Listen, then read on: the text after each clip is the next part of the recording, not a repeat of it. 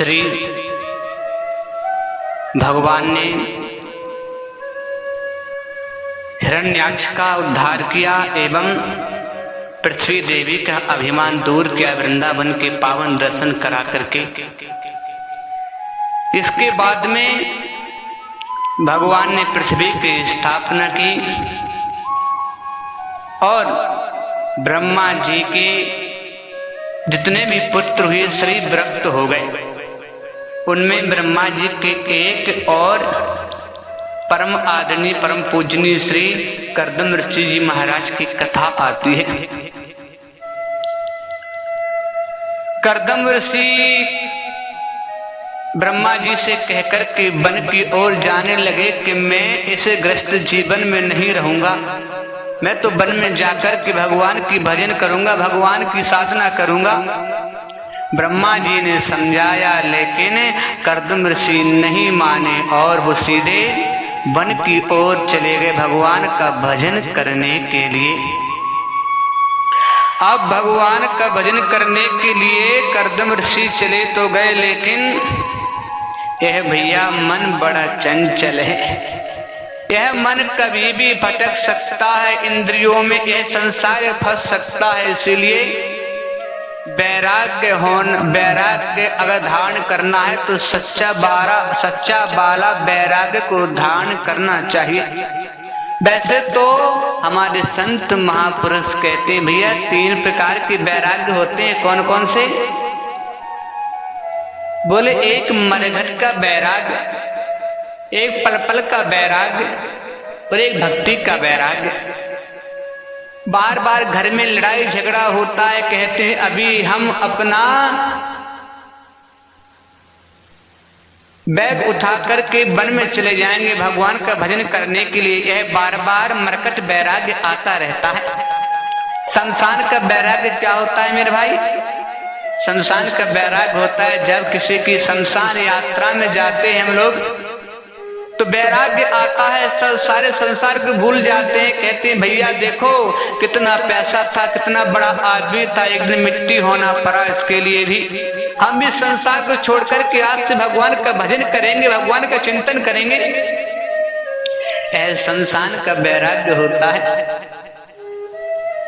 सच्चा वैराग्य तो वही होता है मेरे भाई जो किसी से कहते नहीं और कहने से पहले ही वन में जाकर के भगवान का भजन करने लग जाते हैं। यही सबसे सुंदर और उत्तम वैराग्य कहलाता है।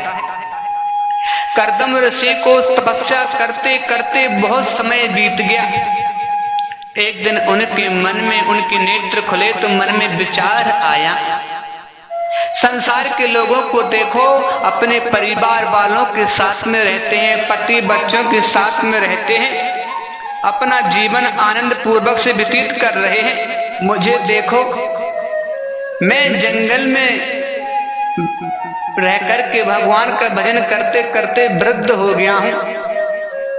मेरी भी एक कामना है भगवान कि मेरा ही विवाह हो जाए। अब कर्दम ऋषि आए तो थे भगवान का भजन करने के लिए, भगवान की प्राप्ति करने के लिए, लेकिन अब वह भगवान का दोबारा भजन कर रहे कि मेरा विवाह हो जाए। बहुत समय तक कर्दम ऋषि ने भगवान का भजन किया, भगवान प्रसन्न हुए, दर्शन दिया, कहा मैं आपसे प्रसन्न हूँ, वरदान मांगो। तो कर्दम ऋषि तो संकोचे पड़ गए कि भगवान से कैसे कहें कि मैंने विवाह करने के लिए तपस्या की है। लेकिन भगवान ने कह दिया चिंता मत करो, मैं तुम्हारी कामना जानता हूँ और आज से ठीक 3 दिन बाद स्वयंभू मनु नाम के राजा हैं, उनकी 3 पुत्रियां हैं, आकृति, देवहूति, प्रसूति। तो आपका विवाह उनकी बीच वाली जो पुत्री है ना देवहूति, उनके साथ में मैंने तय कर दिया है। कर्दम ऋषि चरणों में गिरकर रुदन करने लगे, प्रार्थना करने लगे, भगवान मुझसे बहुत बड़ी गलती होगी, मुझे माफ कर दो, मुझे क्षमा कर दो। मैं संसार में कैसे भटक गया, मेरा मन कैसे भटक गया। कोई तो आपका भजन करता है आपकी प्राप्ति करने के लिए, कोई भजन करता है मोक्ष पाने के लिए, कोई भजन करता है वैकुंठ में स्थान पाने के लिए, आपके चरणों की सेवा पाने के लिए, लेकिन मुझे देखो, मैंने भजन किया विवाह हो जाने के लिए। भगवान मुझसे बहुत बड़ी गलती होगी, क्षमा कर दें। भगवान ने कहा भैया अब तो कुछ हो नहीं सकता, अगर मैं आपका विवाह नहीं करवाऊंगा तो मेरी बात तो झूठी हो जाएगी, क्योंकि मैं राजा को वचन दे करके आया हूं। तो कर्दम ऋषि कहते हमारी एक शर्त है, हम विवाह तो करेंगे लेकिन हमारे घर स्वयं आपके लिए पुत्र बनकर के आना पड़ेगा, तभी हम विवाह करेंगे। बोले राधे राधे। भगवान ने कहा ठीक है, हम आपके घर पुत्र बनकर के आएंगे, चिंता मत करो। अब स्वयंभू मनु आए अपनी पुत्री को लेकर के। एक देवहूति राजकुमारी है, बड़े बड़े महलों में रहती है, कभी नंगे पैर घर से बाहर नहीं निकली। आज वो वीतराग संत के साथ में उनका विवाह हो रहा है। विवाह संपन्न हुआ और कर्दम ऋषि ने कहा स्वयंभू मनु से कि मेरे यहाँ जब पुत्र हो जाएगा तो पुत्र होने के बाद मैं गृहस्थ जीवन को छोड़ दूंगा, अगर आपकी आज्ञा हो तो मैं आपकी पुत्री को अपने घर ले जा सकता हूँ। स्वयंभू मनु ने आज्ञा दे दी और देवहूति को लेकर के कर्दम ऋषि जंगल में आए, जहाँ पर उनकी पर्णकुटी बनी हुई थी। अब देवहूति ने जैसे ही उनकी कुटिया को देखा और अंदर जाकर के जैसे ही देवहूति ने देखा तो वहां पर तो नीचे कम से कम 50 बिल बने हुए हैं। किसी में मेंढक बैठा, किसी में सांप बैठा हुआ है, किसी में चूहा बैठा हुआ है, किसी में नौरा बैठा हुआ है। देवहूति कहती स्वामी ये क्या है, आपकी कुटिया में तो 50 बिल बने हुए हैं, आप ये ऐसा क्यों? कर्दम ऋषि मुस्कुरा करके कहते हैं देवी यह सब जीव जंतु इस कुटिया को अपना समझते हैं ना, इसलिए साफ परिवार यहीं पर रहते हैं, यहीं पर निवास करते हैं। ऊपर की ओर नजर डाल करके देखा देवहूति माता ने तो कम से कम हजारों चिड़ियों के घोंसले लगे हुए हैं। बहुत सुंदर सुंदर चिड़ियां कलवर कर रही हैं, आवाज कर रही हैं। कहा हे ऋषिवर यह क्या है? बोले हैं चिड़िया भी सब परिवार इस कुटिया को अपना मान करके निवास करती है। तो महाराज फिर आप कहाँ पर रहते हो, आपका स्थान कहाँ पर है?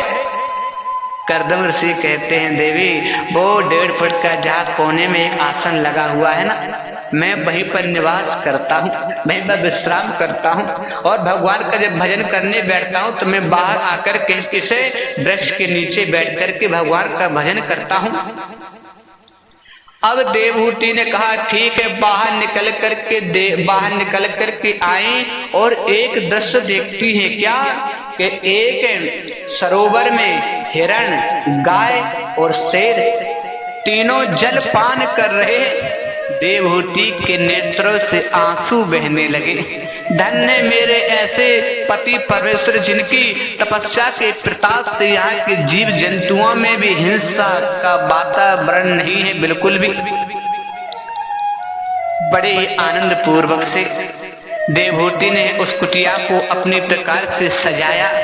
कर्दम ऋषि ने कहा देवी मैं थोड़ा भगवान का भजन कर लेता हूँ, भगवान का ध्यान कर लेता हूँ, जब तक आप और आगे का कार्य कीजिए।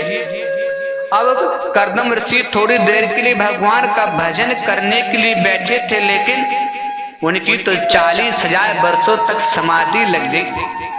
अब पतिव्रता नारी का कर्तव्य क्या होता है? अपनी पति की सेवा करना। वह सेवा का भाव माता देवहूति ने सबको दिखलाया। 40 वर्षों तक पत्ते फल फूल पानी पी करके अपने पति परमेश्वर की सेवा की, गीले कपड़े से उनके शरीर को पहुंचती, आरती धूप बत्ती करती। जब कर्दम ऋषि की 40 वर्षों बाद समाधि खुली और उन्हें नेत्र खोल करके देखा तो उनकी कुटिया में एक वृद्ध महिला बैठी हुई है। परिचय पूछा देवी आप कौन हैं? तो देवहूति माता ने उनके लिए ज्ञात करवाया कि एक राजा आए थे, अपनी पुत्री का विवाह आपके साथ में हुआ था, वही मैं आपकी अर्धांगिनी आपकी पत्नी हूँ देवहूति। कर्दम ऋषि बड़े प्रसन्न हुए, देवी आपने 40 वर्षों तक मेरी सेवा की, मेरे प्रति श्रद्धावान होकर के आपने इतने कष्ट सहे। तुष्टो हमर तब मान विमान दाया शुश्रूषया परमया परया च भक्त्या। देवी मैं तुमसे बहुत प्रसन्न हूँ, वरदान मांगो क्या चाहिए? देवहूति माता कहती हैं मेरा तो एक ही संकल्प था, जब आप समाधि से उठेंगे तभी से मेरा ग्रस्त जीवन प्रारंभ होगा। बोली राधे राधे। कर्दम ऋषि ने कहा ठीक है देवी, जाए नेत्र बंद करो 1 मिनट के लिए। जैसे नेत्र बंद किए, कर्दम ऋषि ने मंत्र के द्वारा एक 9 द्वारे वाला महल को प्रकट कर दिया। एक बहुत सुंदर सरोवर प्रकट हो गया। नेत्र खोल करके देखा तो हजारों दास दासियां खड़ी हैं इनकी सेवा में। और कर्दम ऋषि ने देवहूति का हाथ पकड़ा, उसी सरोवर में जैसी डुबकी लगाई तो कर्दम ऋषि हो गए 21 वर्ष के, माता देवहूति होगी 16 वर्ष की। बोली राधे राधे। इस प्रकार से कर्दम ऋषि और माता देवहूति ने एक विमान में बैठकर के पूरी सृष्टि की परिक्रमा लगाई। उसी में उनके यहाँ 9 पुत्रियां उत्पन्न हुई और 9 पुत्रियां हो जाने के बाद में 10वीं संतान के रूप में भगवान कपिल का अवतार हो गया। बोले कपिल भगवान की जय। अब कपिल भगवान के दर्शन कर करके कर्दम ऋषि तो देवहूति से कह करके वन की ओर चले गए भगवान का भजन करने के लिए, क्योंकि संकल्प था उनका पुत्र होते ही मैं वन में चला जाऊंगा। अब एक इतने बड़े महर्षि की पत्नी का कर्तव्य तो होगा, उनका थोड़ी बहुत छाया छत्र छाया तो रही उनके ऊपर। क्या किया?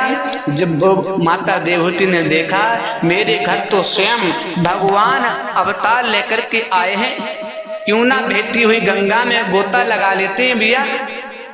प्रातः काल हुआ जैसे ही माता देवहूति ने कपिल भगवान के लिए स्नान करवाया, सुंदर वस्त्र धारण किए, माथे में चंदन लगाया, पुष्पमाला पहनाई, छोटी सी व्यास गद्दी बना करके उस पर विराजमान कर दिया। बोले भक्तवत्सल भगवान की जय। अब उनकी जो 9 पुत्रियां थी बड़े बड़े ऋषियों की यहाँ विवाही गई थी, उनको पता चला तो वो भी आ गई कथा सुनने के लिए। अब देवहूति माता कहती हैं आप तो साक्षात परब्रह्म परमात्मा हो, मैं आपसे केवल यह जानना चाहती हूँ कि यहाँ से और एक बात और बतला दूं आपके लिए कि यहाँ से यह भगवान कपिल और देवहूति संवाद प्रारंभ होता है। बोले भक्तवत्सल भगवान की जय। माता देवहूति कहती हैं प्रभु मेरी परिस्थिति बड़ी खराब हो रही है। ये जो 10 इंद्रियां हैं, 5 ज्ञान इंद्रियां, 5 कर्म इंद्रियां, सब मुझे अपनी अपनी ओर खींच रही हैं। मेरी समझ में नहीं आता मैं क्या करूं। आंखें कहती है सुंदर देखो, कान कहते हैं सुंदर संगीत सुनो, नासिका कहती है सुंदर सुगंध को सूंघो। रसना जो खतरनाक इंद्रिय है ना प्रभु, वो कहते सुंदर पदार्थ का सेवन करो। तो इंद्रियों को बस में आखिर में कैसे करूं, आप कृपा करके बतलाइए। यह मेरा पहला प्रश्न है। बोली राधे राधे। दूसरा प्रश्न है भगवान बंधन किसका होता है? शरीर का बंधन होता है, आत्मा का बंधन होता है, आखिर बंधन होता किसका है? तीसरा प्रश्न है हमारा मन को बस में करने का उपाय क्या है? इस प्रकार से